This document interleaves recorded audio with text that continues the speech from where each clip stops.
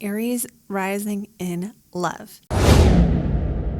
So we're talking about how you approach love and what you need in dating and what you need in relationships. Keep in mind that we could read the whole chart for love. If you want more on this, check out my Ideal Love profile. There's a link in the description. This is a video that's more personalized to you. So moving on to the video here on Aries rising in love. First of all, we're going to look at how your rising sign approaches love. Because you are an Aries rising, your natural approach to life in general is going to be to make your mark on it. When you wake up in the morning, you're more naturally looking at how to start, like what you can start today. Aries is a cardinal fire sign. So you need passion, you need things to move forward, and you need to feel like you are going places or making progress. Aries rising, of all the rising signs, is going to feel more upset or frustrated if you guys don't get enough of your energy out. So it's natural for Aries rising in love to want relationships where they feel they can be free. This is for all fire signs. But really want relationships where maybe you are the one taking charge. That Aries rising is like you're going to want to initiate things. So you could do well with another rising sign, for example, that wants to follow, right? So rising signs that like someone taking the lead, whether you are male or female. Now, there are limits to this, and where Mars is placed in your chart is really going to change this dynamic a bit. So if your Mars is placed in like the 4th or the 12th house, where it's a little more hidden, a little more private, you might not be taking charge as much. You might be doing that in ways that other people don't see. You may not be instigating or trying to provoke or create change with other people as strongly.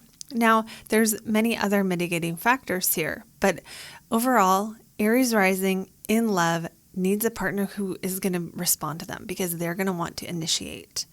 And also someone who's not going to make them feel tied down or restrained. This doesn't mean you can't commit with an Aries rising. It just means that you need a partner who's like going to go with you. When you lead somewhere, you want them to go with you. You have Leo on the cusp of your 5th house. The 5th house is the house of dating and relationships. So, when people have Leo on a relationship house, and the 5th house in comparison to like the 7th house is the beginning of the relationship, the fun side of dating, the passion, the romance, and it can apply to serious relationships or your dating life. So Leo on that 5th house means that you are going to want a partner who sees you, who really sees you, right? So this is someone who, depending on other aspects of your personality, right? Because we have to take the whole chart into consideration. You want somebody who notices you. Aries rising isn't going to do well with partners who don't pay attention to them or ignore them. Now, they don't need attention the same way like a Leo sun or a Leo rising would, but they still in love, the way through their heart is like compliments or like go watch their show or, something that where you're like being a spectator of them in a way, like they're going to want to, if you're the Aries rising, you're going to want to charm your lover. You're going to naturally respond to your lover by wanting to charm them, wanting to entertain them almost. And you may find that when it comes to dating, you probably enjoy a more robust dating life where, it's active. Fire signs want to move. So having a fire sign on your 5th house, fire, I said fire.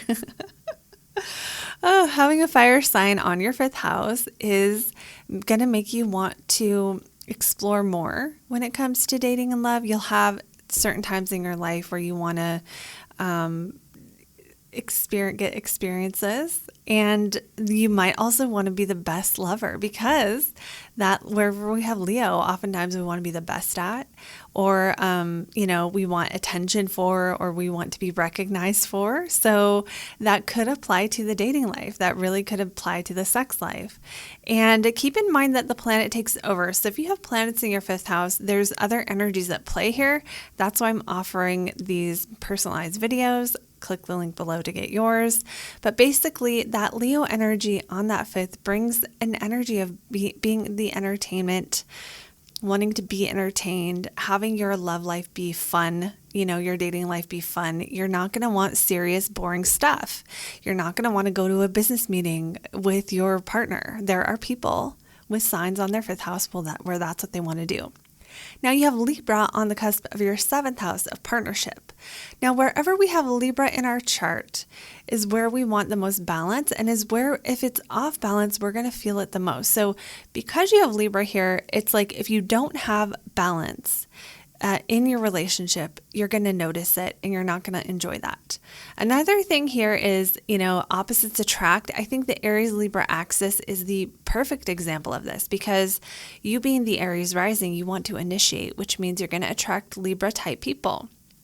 Keep in mind that the sign on our descendant, we can attract the positive qualities or the negative qualities. Oftentimes, this is a reflection of our own inner work, is being able to see those negative qualities and change what we need to change so we don't attract that. So sometimes Aries rising earlier in life can attract partners who are more needy, right? A Libra, the stereotypical Libra personality is someone who can't make a decision. But because you are natural decision makers, sometimes this works.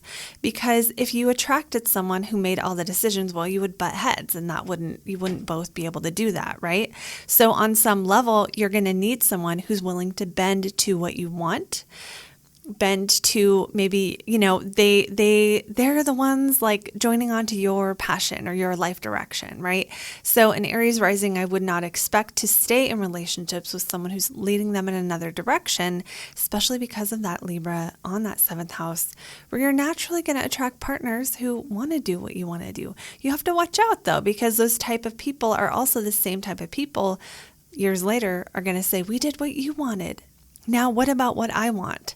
So you have to watch out for that with your descendant being Libra, that you have an awareness of this, that just because someone seems like they want what you want, there's more under the surface. And oftentimes one of the challenges of Libra personalities is that, and whether the person is a Libra, Sun, Moon, or Rising, or they just act like a Libra with you, basically you have to watch out with Libras because the challenge of Libra is that they will give you what you want and then expect something in return, but you didn't know they expected anything in return. So you could have issues with this, especially when you're younger in relationships where someone is, you attract partners who are so willing to go so far for you, but then later there's strings attached you didn't know were attached. Other things about Libra on that 7th house is you can attract people who are beautiful, who are diplomatic, who are artists, who are judges or mediators or work with the law or do other Libra type work, which is going to mostly be either some kind of social justice where they're balancing the scales, something in the beauty industry where they are beautifying themselves or something, right? So this could be art, this could be feng shui, this could be anything aesthetic. So this all being said, keep in mind that where you have Mars, for example, where you have Mars in your chart is going to make a difference.